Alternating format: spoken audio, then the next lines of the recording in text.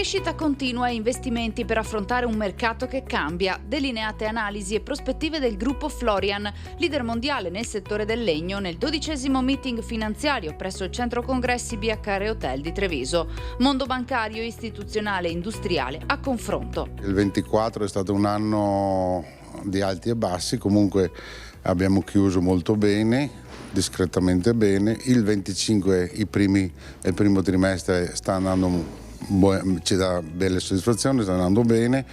Pensiamo che anche quest'anno di raggiungere gli obiettivi dell'anno scorso. Forte il legame con il territorio, il centro strategico del gruppo da sempre nel cuore del Veneto, Ariese Pio X.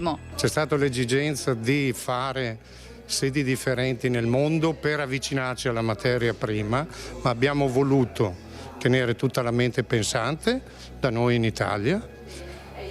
La famiglia, tutti noi viviamo qui nel territorio, abbiamo 18 aziende sparse, esportiamo in 57 paesi differenti.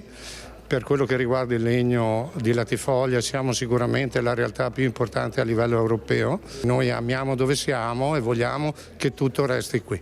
Quindi la parte pensante qui, la parte produttiva fuori. Fondamentale il concetto di sostenibilità che il gruppo concretizza con una filiera a zero scarti. Abbiamo cercato di dare nuova vita a quello che viene considerato scarto, creando in primis una linea di biocombustibili dal pellet al bricchetto da riscaldamento a quello per pizzeria, e poi utilizziamo gli scarti negli impianti di cogenerazione biomassa che danno energia e acqua calda alle nostre aziende, riuscendo così a creare una filiera completamente a zero scarti. Ricerca e innovazione anche nel comparto della pavimentazione, ecco che il gruppo dialoga con il mondo del design. Anche quest'anno abbiamo partecipato in collaborazione con aziende molto importanti sia nel settore dell'arredamento che nell'illuminazione presso il Salone del Mobile, le quali hanno scelto appunto noi come Florian, principalmente col prodotto Family come partner come pavimentazione per presentare la nuova collezione. L'occasione del meeting per tracciare anche l'andamento del settore che sta vivendo profonde trasformazioni.